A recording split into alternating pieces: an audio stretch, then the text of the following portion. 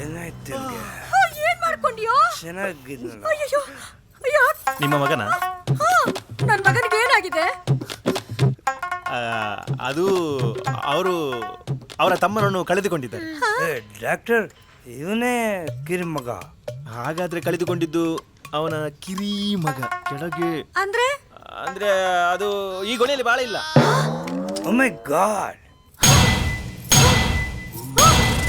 ಅಷ್ಟೊಂದು ಲೂಸ್ ಇರ್ಲಿಲ್ವೇ?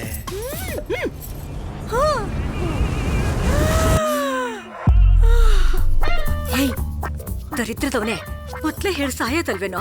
ನಿನಗೇನೋ ಆಗಿದೆ ಅಂತ ಬೀಗರಿಗೆ ನೆಂಟ್ರಿಗೆ ಫೋನ್ ಬೇರೆ ಮಾಡಿ ಬಂದ್ಬಿಟ್ಟೆ. ಈಗ ಅವರೆಲ್ಲ ಬರ್ತಾ ಇದ್ದಾರೆ. ಏನ್ ಹೇಳಿ ಸಾಯ್ಲಿ?